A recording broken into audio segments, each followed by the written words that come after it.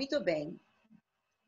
A Methode Ordinatio é uma metodologia de revisão sistemática de literatura.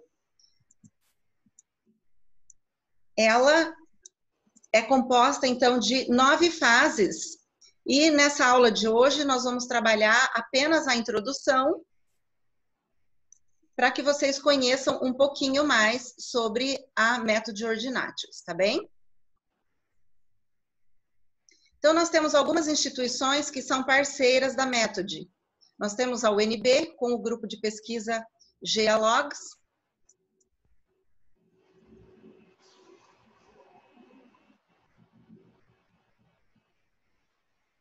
Um minutinho.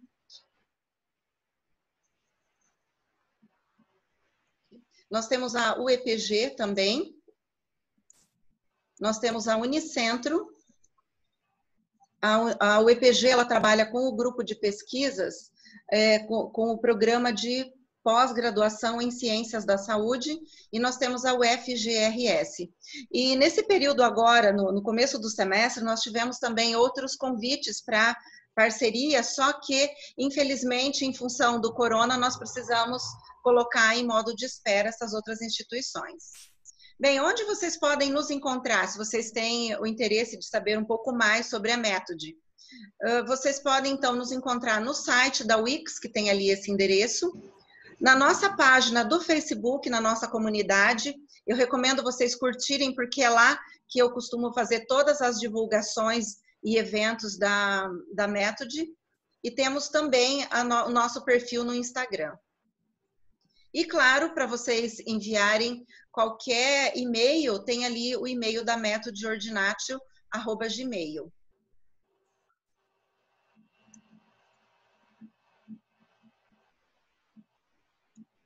Bem, o que é uma revisão sistemática de literatura? Talvez muitos de vocês já saibam o que é uma revisão sistemática, mas cabe aqui fazer uma pequena introdução ao que é uma revisão sistemática. Então, a revisão sistemática, ela é uma metodologia específica que localiza os estudos existentes, seleciona e avalia contribuições, analisa e sintetiza dados e relata as evidências sobre um determinado assunto, de maneira a permitir que conclusões razoavelmente claras sejam alcançadas sobre o que é e o que não é conhecido. E as revisões sistemáticas, elas diferem das revisões comuns. Então, ela não deve ser considerada uma revisão no sentido tradicional, aquela revisão que nós costumávamos fazer de maneira aleatória, selecionando trabalhos que eram, em geral, indicados pelo nosso professor, pelo nosso orientador, pelos nossos colegas. Então, ela é um projeto de pesquisa independente que explora uma questão que é claramente especificada, usando, então, os estudos já existentes na literatura. Ela se utiliza de princípios distintos e exigentes.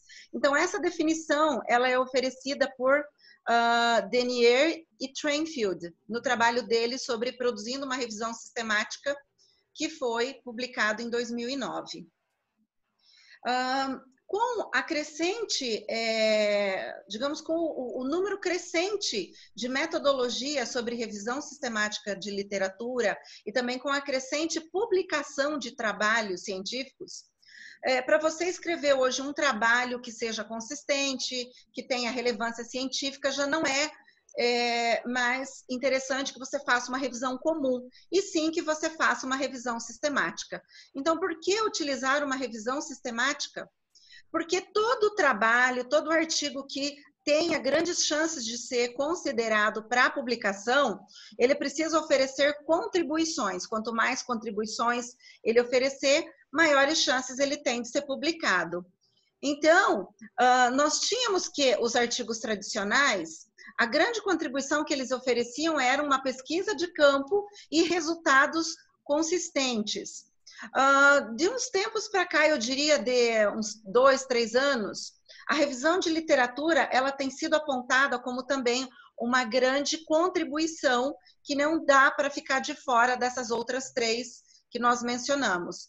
Então, quanto maior o número de contribuições, mais o seu trabalho científico tem mais chances ele tem de ser publicado.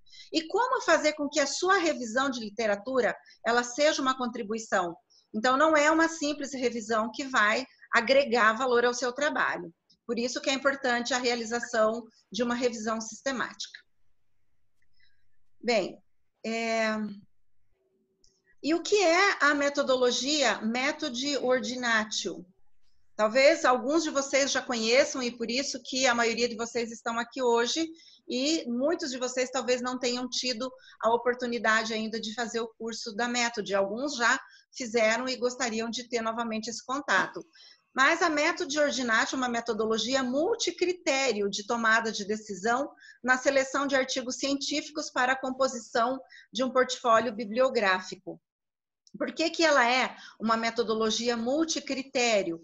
Porque ao tomar a decisão de selecionar ou não um artigo, você não irá fazê-lo baseado simplesmente ou no número de citações, ou no JCR, ou na atualidade desse artigo. Você precisa que essa decisão ela seja baseada, que seja uma ponderação desses 3 fatores. Então, por que utilizar a Method? Porque como metodologia multicritérios de decisão, ela se utiliza então desses 3 fatores mais relevantes a serem considerados na escolha prévia de um trabalho para a leitura desse artigo. Quais são esses fatores? Então, o número de citações é um dos fatores. O número de citações demonstra o reconhecimento da comunidade científica em relação à importância da pesquisa. Então, se um trabalho ele é bastante citado, significa que ele tem relevância científica perante a comunidade.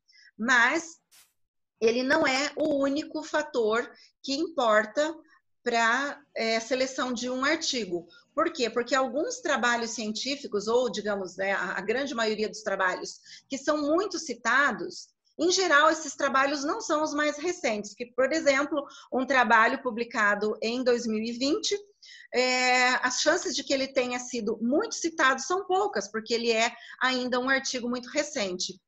E, por sua vez, se você pega um artigo muito citado, corre-se o risco de que ele seja um artigo mais, que nós chamamos de clássico, né? Um artigo mais antigo, talvez de 2000, 2005, 2010, mas já não é um artigo que tenha, digamos, a sua pesquisa atualizada. Então, onde que nós verificamos se esse artigo ele foi bastante citado? Então, você joga o nome do artigo lá no Google Acadêmico e você vai, então, identificar o número de citações ali naquela parte inferior de onde aparece a referência do artigo. Bem, o segundo fator é a métrica, que nós chamamos de fator de impacto, mas fator de impacto, ele é o nome específico do JCR, que é a métrica da Clarivate Analytics. Então, nós estamos chamando de métrica para gerar menos, digamos assim, menos conflitos, né? Menos discordâncias entre as métricas dos journals, porque nós temos não só o JCR, nós temos outras que nós vamos falar sobre elas daqui a pouco. Então, a métrica, ela indica a relevância do journal onde o artigo foi publicado. Quanto mais elevado o fator de impacto, mais relevante, mais importante é o journal.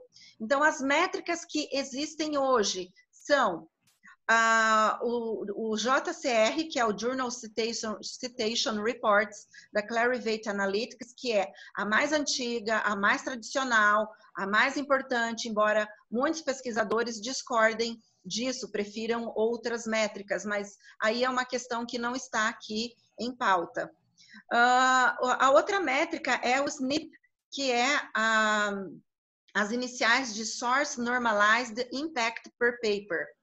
Aí nós temos também o CIT-Score, que é uma outra métrica, e temos o SJR, que também é conhecido como CIMAGO. Então, são essas as métricas dos journals. Existem journals que têm todas as métricas, que são os mais conceituados, e tem alguns que têm apenas ou só o SNP, ou só o SJR, ou só o CIT-Score. Não importa se o journal tenha 1 ou 4 métricas.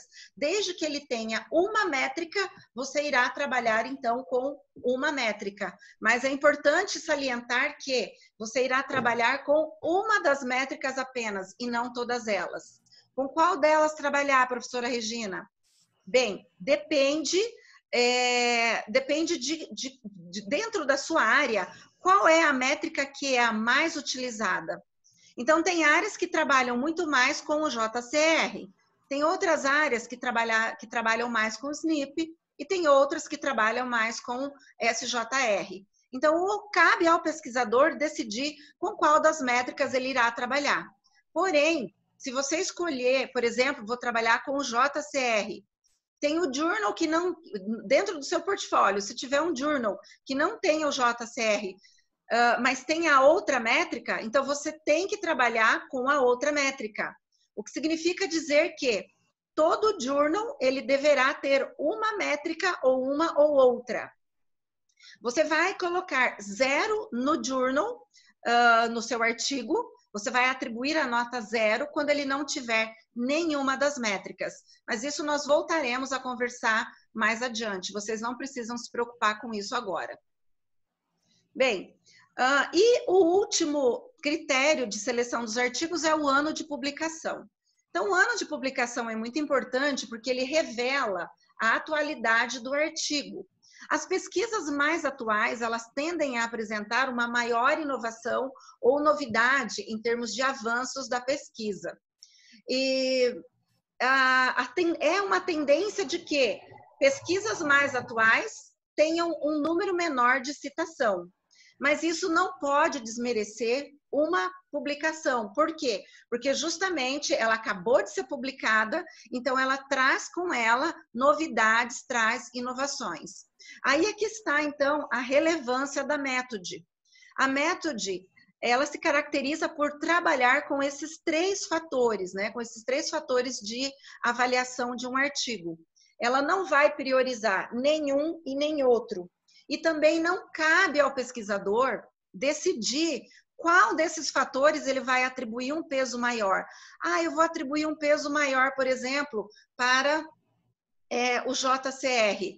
Aí você vai estar desviando da característica científica de uma metodologia. Por quê? Porque os 3 fatores são relevantes. O que você pode alterar dentro da metodologia é fazer uma ponderação com o ano de publicação, atribuindo um peso de 1 a 10 para a importância que você dá para a atualidade do artigo. Isso não é uma contradição. Por quê? Porque existem temas que são trabalhados desde 1800. Então, para temas que são trabalhados desde 1800, como, por exemplo, a teoria de grafos, que é trabalhado em ciências da computação, essa teoria ela já existe desde 1800, então para o pesquisador não faz diferença se o artigo é muito atual ou se ele é um pouco antigo. Então, nesse caso, o pesquisador pode trabalhar com o peso 1 para o fator ano de publicação. Está bem? Bem, por que utilizar a Method? Bem, a Method é uma metodologia simples. Ela faz com que o pesquisador, em uma semana, ele tenha todo um portfólio composto para leitura, desde a seleção dos artigos, a coleta, o ranqueamento desses artigos por meio do Inordinatio e até o início da leitura e análise sistemática de conteúdo desses artigos.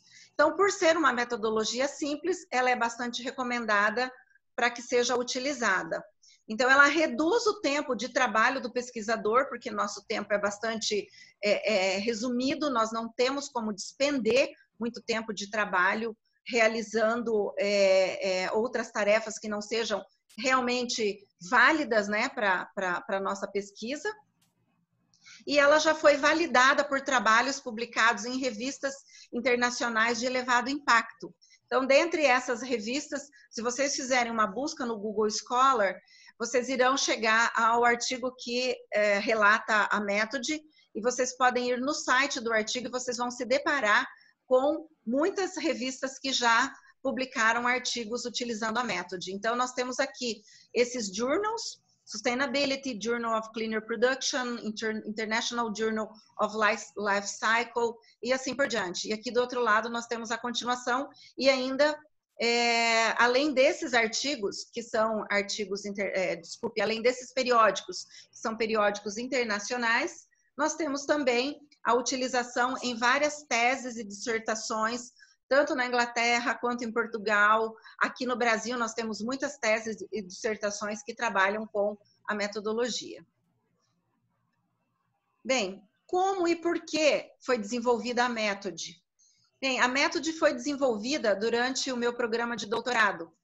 Eu me vi em uma situação de precisar realizar uma revisão sistemática de literatura, e a metodologia que havia sido proposta, ela era bastante complexa, e eu não consegui fazer com que eu chegasse a um portfólio coerente sem antes passar pela leitura e análise de conteúdo de cada um dos artigos. E ficava aquela dúvida: mas será que esse artigo que eu estou lendo, ele realmente é relevante para a minha pesquisa? Ou será que eu deveria ler aquele outro artigo? Então, era uma indecisão que me consumia durante o meu trabalho de análise, e eu acabei por abandonar esse trabalho de análise dos artigos, algo que eu não recomendo vocês a fazerem em casa, porque, digamos, é um risco, né, que você corre, mas eu realmente decidi correr esse risco, e acabei, então, chegando a essa proposta da Method. Por sorte, e por muito trabalho também, não só por sorte, mas por muita dedicação, muita leitura, muita pesquisa, eu consegui escrever um artigo sobre a Method e que foi rapidamente aceito e publicado.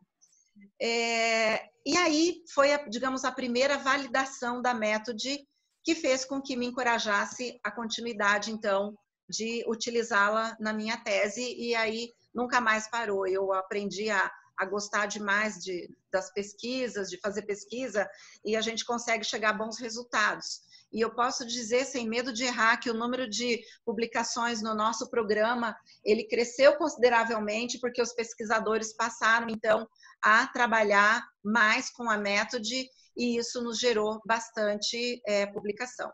Tá bem? Bem, eu vou fazer uma pausa para ver se vocês estão bem, se vocês estão com algumas dúvidas.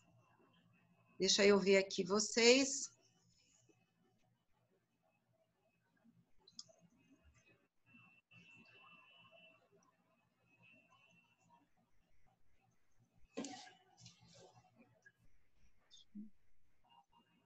Um minutinho que eu não estou me achando aqui para colocar.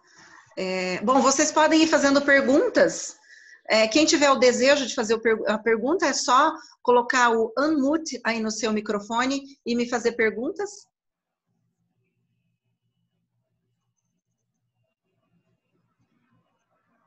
Tudo certo? Tudo tranquilo? As dúvidas ainda não apareceram.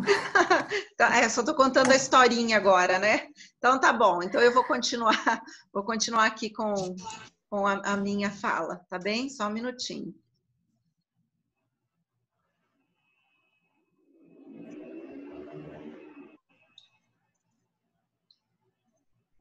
Só um minutinho que eu não estou achando onde continuar a gravação, gente.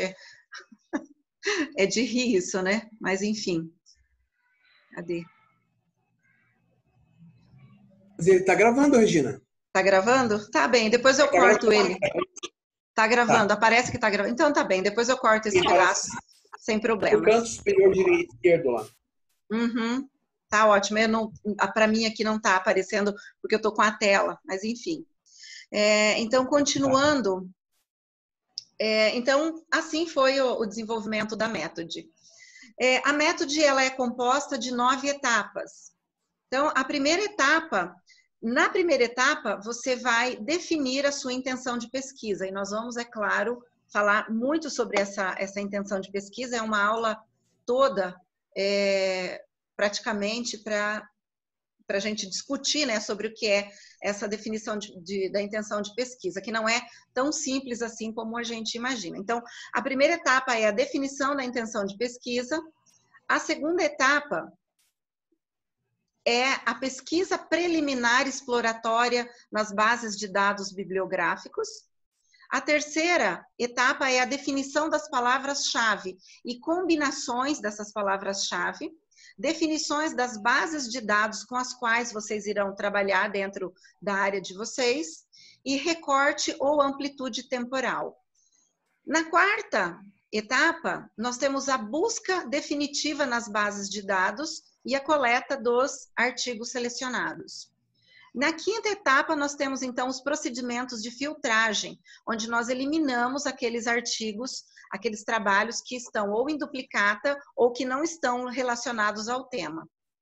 A sexta etapa é a identificação do fator de impacto e o número de citações. Identificação do fator de impacto ou das métricas, né, que nós falamos agora há pouco, que nós estamos chamando de métricas, e o número de citações. A sexta etapa é a ordenação da relevância científica dos artigos selecionados através da equação inordinatio. Essa equação, ela vai, então, ranquear os artigos apontando quais são os mais relevantes, levando-se em consideração os três fatores: ano de publicação, número de citações e o fator de impacto da revista. A oitava etapa é aquela em que vocês irão fazer o download dos artigos em PDF ou em formato integral. E a nona etapa é a leitura sistemática e análise de conteúdo dos artigos, que é, digamos, uma fase bastante gostosa de fazer, porque é aquela etapa em que você já escolheu os artigos que você irá ler. Então, você vai sentar e vai ler tranquilamente esses artigos, sem ficar naquela angústia de saber se você está ou não no caminho certo, se você está ou não lendo os artigos adequados para o seu portfólio. Então, todas essas 9 etapas, você vence em uma semana. Existem pesquisadores que já ficaram tão, digamos assim, tão experts na utilização da Method, que eles conseguem chegar até a nona etapa, para começar a nona etapa, eles conseguem fazer tudo isso em 3 a 4 dias, trabalhando, claro, 8 horas por dia, digamos assim, numa jornada normal de trabalho, em 3 dias você chega até a nona etapa. Aí, da nona etapa até a finalização da leitura dos artigos, demora o tempo que você levaria para fazer a leitura do número de artigos que você tem no portfólio. Isso eu também vou conversar com vocês à medida que nós avançarmos no curso, porque é bastante importante essa parte, tá bem? Que trata do cronograma da sua pesquisa. E o cronograma as pessoas costumam não dar tanta importância, mas nós fazemos um cronograma reverso, ou seja, a partir do dia em que você vai defender, nós começamos a contar, fazer a contagem reversa de quantos dias você precisa para cada uma dessas etapas. Acaba assustando assim, um pouco as pessoas, mas é muito importante que nós façamos isso, tá bem? Então, aqui diz, né, até a nossa próxima aula, mas nós vamos na sequência para nossa próxima aula. Nós ainda temos tempo, né? Podemos ir até os 40 minutos sem problema nenhum, tudo bem? Bem, então, deixa eu voltar, porque daí eu vou fazer um vidinho para ir para o nosso canal. Bem, então, até a nossa próxima aula. Se tiverem dúvidas, entrem em contato pelo e-mail ou podem deixar as dúvidas de vocês embaixo no nosso vídeo. Esse vídeo vai para o YouTube. E aqui nós estamos, então, na nossa segunda aula da Method Ordinatio, a aula 2, em que nós vamos tratar, então, das ferramentas utilizadas pela Method. Então, como eu disse anteriormente, a Method, ela é uma metodologia de revisão sistemática de literatura e que ela trabalha com algumas ferramentas. Então, a Method em si, ela é muito fácil de ser aplicada. O que talvez complica um pouco é que vocês precisam dominar 3 ferramentas para você realizar uma aplicação completa da Method. Então, a primeira ferramenta utilizada são as bases de dados bibliográficos. Então, é necessário aprender a trabalhar com bases de dados bibliográficos, como, por exemplo, a Science Direct, a Scopus, a Web of Science, Emerald e muitas outras, inúmeras outras. E essas inúmeras outras vocês descobrem a partir das explorações, digamos, que vocês fazem, né, das buscas exploratórias que vocês fazem com o grupo de pesquisa de vocês, com o tema que vocês trabalham. E aí vocês acabam, então, descobrindo quais são as bases mais importantes. E nem todos os campos de pesquisa trabalham com as mesmas bases. Então, para a minha área de pesquisa, que é a área de transferência de tecnologia, essas são as principais bases e também a EBSCOhost, que também é uma base bem importante que eu não coloquei aqui, mas ela traz trabalhos extremamente significantes, não só para a minha área, mas para as áreas de vocês também. Além das bases de dados bibliográficos que a maioria de vocês já sabem como trabalhar, já sabem como fazer a busca, mesmo assim nós vamos trazer várias, digamos, dicas de como fazer uma busca bem adequada e um refino adequado para que vocês façam a coleta de trabalhos que sejam mais adequados para o portfólio de vocês. Também é necessário que vocês trabalhem com gerenciadores de referências. Eles são os nossos melhores amigos. Os gerenciadores são os principais amigos dos pesquisadores, aliados, é claro, às bases de dados e aliados à Method. Vamos aqui fazer o merchan da Method, né? Mas, enfim, é necessário aprender a trabalhar com gerenciadores de referências. Então, vocês talvez conheçam, já trabalhem com o EndNote, com o Zotero. Quando eu comecei, eu trabalhava com o Zotero, que é excelente, porém, ele, infelizmente, é limitado, ele não faz a busca em todas as bases de dados. Então, eu acabei migrando para o Mendeley, que é um gerenciador de referências universal. A maioria dos pesquisadores trabalham com o Mendeley, e a vantagem é que você o tem tanto no desktop quanto também na versão online. Ou seja, se você se cadastrou no Mendeley e você trocou de computador, foi viajar, deixou seu notebook ou levou seu notebook com você, mas que não tenha o desktop do Mendeley, assim que você entra na conta, ele já faz a sincronização imediata. Além do Mendeley, eu também trabalho com o JabRef, que é um outro gerenciador de referências. E por que trabalhar com os dois? Eu trabalho com os dois em etapas distintas da Method. Então, o Mendeley eu utilizo para fazer a coleta dos artigos e faço um portfólio e deixo guardado esse portfólio. Mas ele, principalmente, ele me auxilia a eliminar as duplicatas de uma maneira bem mais facilitada que o JabRef. O JabRef, infelizmente, para eliminar as duplicatas com ele, ele faz com que você tenha que decidir entre um arquivo e outro. Então, se você tiver 5 arquivos repetidos, você tem que clicar ali várias vezes até decidir qual desses arquivos você vai ficar. E o Mendeley, ele já é autossuficiente nesse quesito. Ele mesmo já escolhe qual dos, digamos, qual dos arquivos ele vai manter. Então, essa é a grande vantagem da utilização do Mendeley. Mas por que não baixar direto para o JabRef? Por que eu tenho que usar o Mendeley? É porque o JabRef, ele, além dele ter esse problema que eu falei, eu não consigo fazer uma gestão tão boa de dados, eu não consigo formatar as referências tão bem quanto eu formato com o Mendeley. Infelizmente, eu preciso trabalhar com os dois. Por que não trabalhar só com o Mendeley, então? Porque eu preciso transportar os meus dados para uma planilha de Excel. E o Mendeley não faz isso automaticamente. Nós já tentamos. E cada vez que a gente faz a exportação desses dados para o Excel, se eu tenho 5 autores em um artigo, ele vai criar 5 linhas para cada artigo. Então, ele não é eficiente. E o JabRef não. Ele cria apenas uma linha para cada artigo, se eu tiver 5, 10 ou 1 autor. Mas isso nós vamos aprendendo à medida que nós formos avançando. Fiquem bem tranquilos, tá bem? Então, eu passei os links para vocês baixarem os dois, o Mendeley e o JabRef, e aí vocês terão essas telas aqui. Vocês terão as telas que eu mostrarei na sequência. Não está aqui na sequência.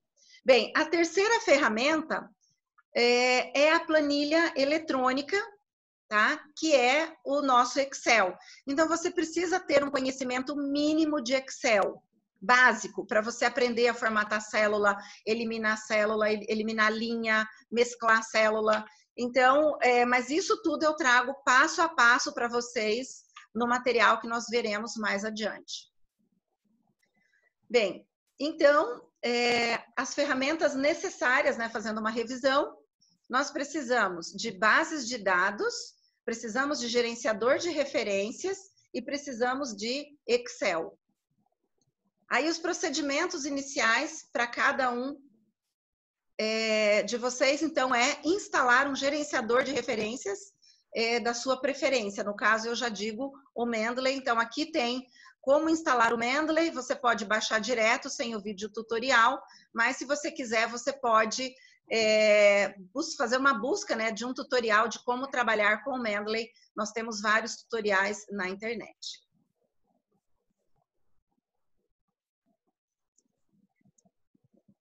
Essa é a interface, então, do Mendeley.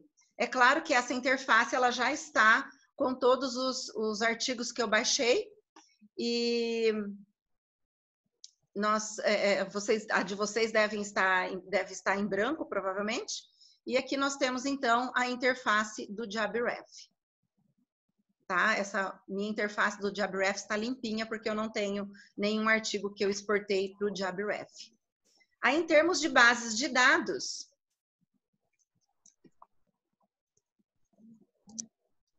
deixa eu falar com vocês bem rapidinho. Talvez a nossa reunião acabe porque ela dura 40 minutos. Então, se acabar, vocês precisam entrar novamente. Mas eu já estou terminando aqui, tudo bem? Bem rapidinho e eu já termino a nossa reunião. Bem, então, as nossas bases de dados. Peraí que agora eu me perdi. Share screen, ok.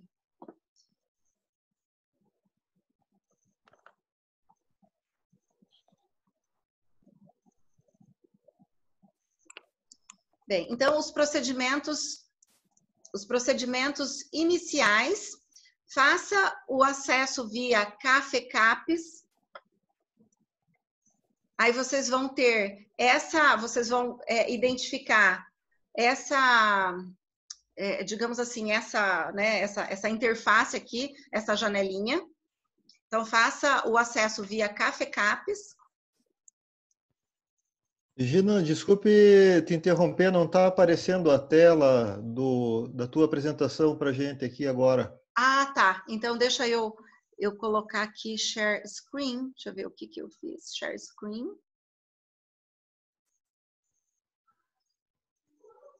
Ok, pronto. Agora sim. Apareceu. Apareceu, né? Então, vamos lá. Bem, então, para trabalhar com as bases de dados, você faça o seu acesso via CAFECAPES. Tem um acento ali, mas não é café, é CAFE. Meu corretor fez a correção e eu não percebi. Então, vocês vão ter aqui essa tela no CAFECAPES. Vocês vão perceber que aqui você tem, digamos, uma opção de selecionar a sua instituição. Aí eu selecionei aqui, olha, você digita o nome da sua instituição, vai aparecer. Tem que ser uma universidade estadual ou uma universidade federal, que é aquela que te dá esse acesso ao portal da CAPES. Aí você vai fazer o acesso e você vai, então, buscar as bases de dados que são aquelas mais relevantes para a sua pesquisa. Então, eu acho que nós temos aqui algum minutinho. Vocês ainda conseguem visualizar a minha tela? Sim. Sim? Ótimo. Então, deixa eu adicionar aqui uma... Não consigo adicionar uma nova guia.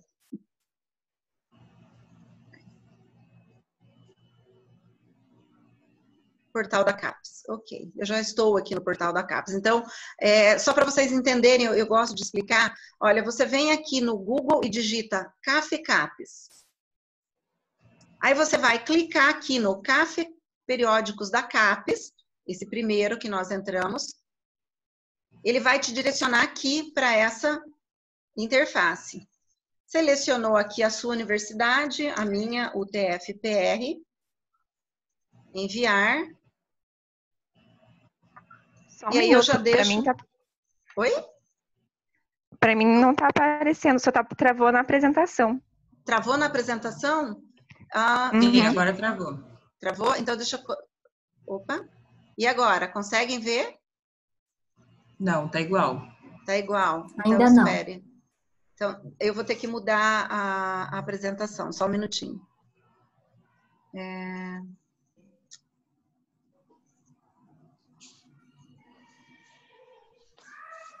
Opa, parei de compartilhar. Vamos lá, agora eu volto novamente.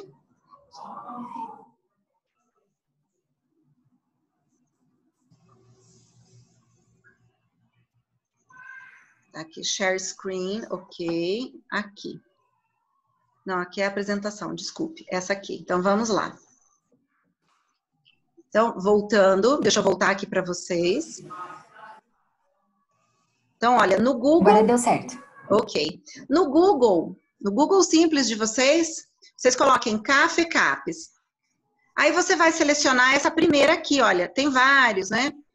Selecione essa primeira. Ela vai jogar você para essa tela. Demora aqui um pouquinho. Vai jogar você para essa tela. Fecha. Aqui você vai digitar a sigla da sua universidade. O TF é a minha. Enviar. Aí ele vai pedir para você colocar ali suas credenciais. Eu já deixo o meu sempre salvo. Login. E aí, nós acessamos o portal da CAPES. Aqui no portal da CAPES, o que nós vamos buscar? Você pode buscar periódico, livro, base. Então, nós vamos buscar uma base. Eu vou buscar a Science Direct, que eu gosto bastante da Science Direct. Gosto de todas também. Mas vamos lá na Science Direct. Eu também gosto muito da Scopus. Tá? Então, cliquei na letra S. Posso escolher tanto a Science quanto a Scopus. Deixa eu trabalhar com vocês a Science Direct. Ela está aqui, Science Direct. Selecionei, entrei lá. Eu vou demorar um pouquinho para acessar. Pronto, chegamos.